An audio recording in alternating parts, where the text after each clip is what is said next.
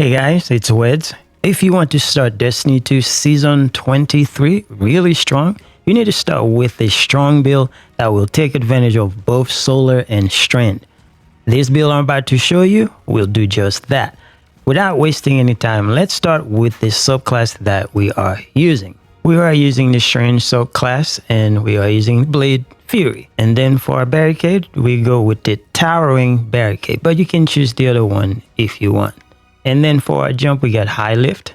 And then we got Frenzied Blade. This is the best melee, in my opinion. For the grenade, you can go with whichever one you prefer, but I like this one instead of the other ones. For our first aspect, we are using the Dranger's Lash. I like this one because you can crowd control the enemy very easily, suspend them in the air, and then they are open for damage.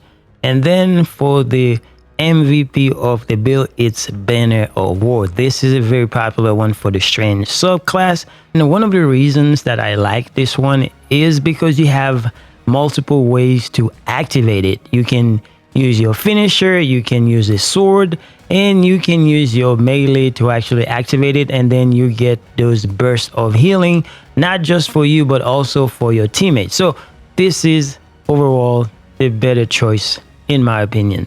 In any case, for our fragment, the first one we're using Thread of Mind. Suspend enemy. We're all about suspending the enemy so we can do more damage. And with this one, you have class ability energy whenever you use this. So we're gonna have our barricades a lot faster by using this one. And then the next one we have Thread of Generation. Dealing damage generates grenade energy.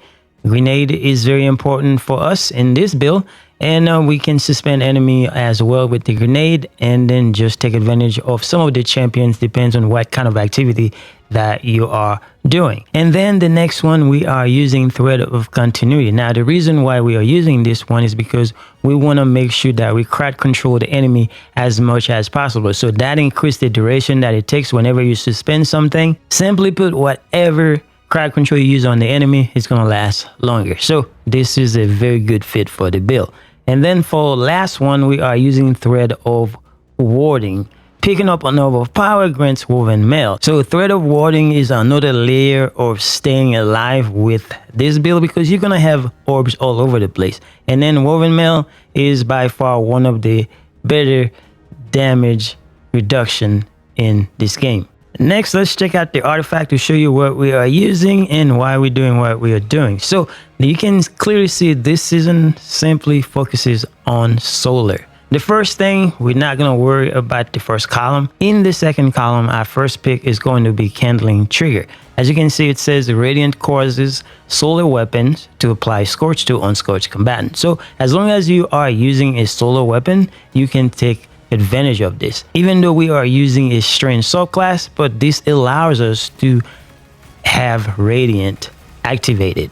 So this is the reason why we are using this build and take advantage of this solar focus season. In any case, the second one we are going to take From Whence You Came, because the seasonal activity has a lot of those type of enemies, Scorn and Taken, and also the dungeons have those type of enemies, so you can switch things around, but this is a very good pick for those activities. And then for the third column, we are taking the Flint Striker. So rapid solar weapon precision hits and rapid solar weapon final blows grant radiant. So we all about trying to get radiant so we can take advantage of this solar focus season.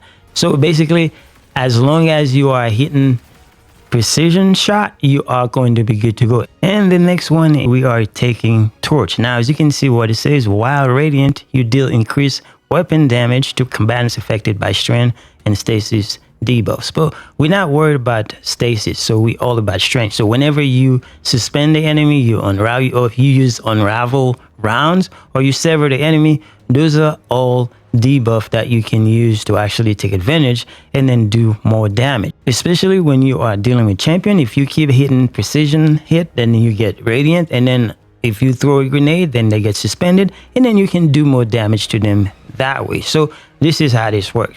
And for our fourth column, the first one we're taking is Unraveling Orbs. Basically, whenever you pick up an orbs, if you have a strength weapon that you are using, you get Unraveling Rounds. Think about Unraveling Rounds just like volatile rounds. When this happens, you start killing enemy left and right, and you are clearing ads a lot faster. For the second perk in column 4, we are taking Dragon's Bite. This is a better choice out of all the other ones, except if you are doing champion stuff, then you can just take this one.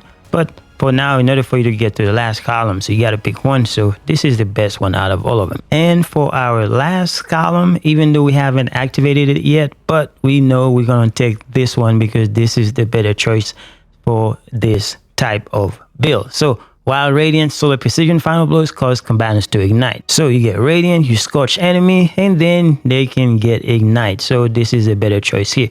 And of course, if you are going to play solo, doing Nightfall by yourself or whatever, then this is going to be a very good option here. Now, on to the gear and armor. Now, the exotic that we are using is going to be the Crest of Alpha Lupin. Now, the reason why we are using this exotic is because of the survivability. Not only that you're getting healing whenever you pull out your barricade, but also if you use your super, then you generate extra orb for your teammate. So this is a very good choice, but we have other choice that we can take. Now, if you don't like the Crest of Alpha Lupi, the other option is going to be the Heart of Inmost Light. This exotic is very popular, and as you can see right here, you can cycle through your abilities as fast as possible since you are using this exotic. This is a very good one. Your grenade, melee, barricade, you can go through those very fast because they're gonna regen a lot faster when you have this exotic on. Now, our next option for this build when it comes to exotic is going to be Precious Scar.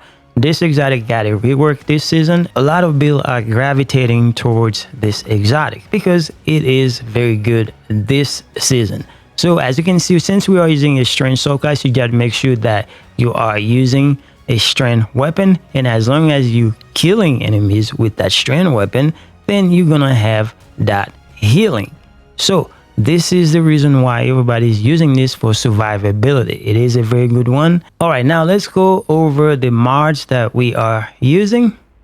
So I have Discipline on there, and also just try to make sure that you get those heavy ammo finder because you're gonna use your heavy weapon a lot for this build, especially when it comes to doing boss damage. And then we also take the harmonic siphon in here. That way we can have those orbs, and picking up those orbs, you get the unravel rounds and all that stuff and all these benefits that we can get from this. Because I'm using the artifice armor, I got an extra slot, so I just slap this on there. But you know, if you only have a regular armor, then you know, don't worry about it. And let's look at the mods for the arm. So we taking Focusing Strike on there. That way you get that class ability. And then we also take Heavy Handed. Those are the two main ones that I'm using for this one. But the other one are just optional. It's whatever you want to do. And of course, you got to make sure that you get resilience wherever you can. That way you can get to that 100 resilience. For the chest piece, whether you're using the Alpha Looper or not, you know, this is what I always use. Just use Charge Up, just so you can get those armor charges.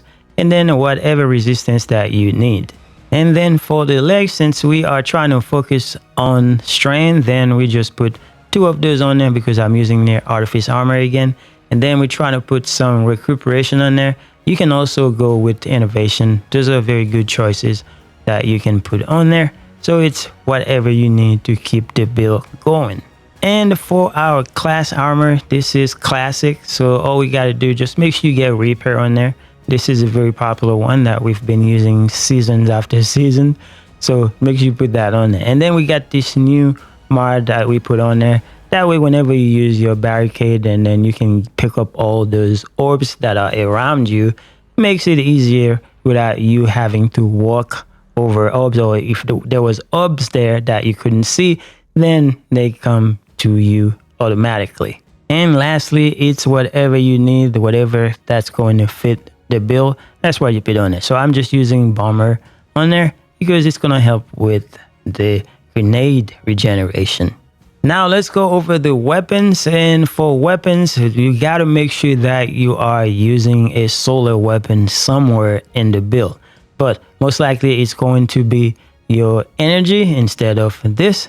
So we are going with the Vex Mythoclast. If you have Vex Mythoclast, this is very easy to activate Radiant. The next option is going to be the Polaris lens. This is also a very popular one this season. Everybody's using this, and it's the easiest to actually get radiant and then scorch the enemy. Now, the difference between using Polaris lens and the Vex mental class is sometimes if you are doing activities where the enemies are rushing you a lot, so Vex mental class is going to be the better choice because Polaris lens is a lot slower. Polaris lens is basically designed for you to sit in the back and then just tap, tap, tap, and then just keep getting the precision hits. So it's easier when you are in a safe place. You're not getting rushed by the enemy. The main thing is you just have options. So whatever you can find to actually get the radiant activated, then that's what you got to use.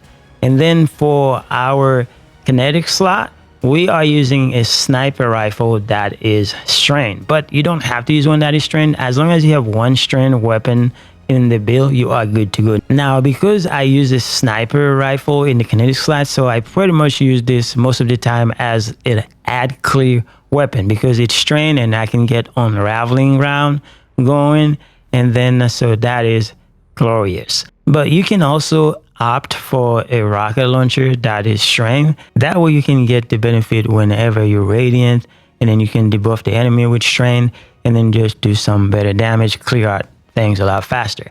You can use this auto rifle in the kinetic slot and then just opt for a fusion rifle that is solar in your energy slot. Or you can just use this and the auto rifle. It won't matter. You will be good to go. Well, guys, that is it. This is a build that is going to allow you to start this season really strong. And hopefully you give this a try. Thanks for watching. I will see you guys in the next one.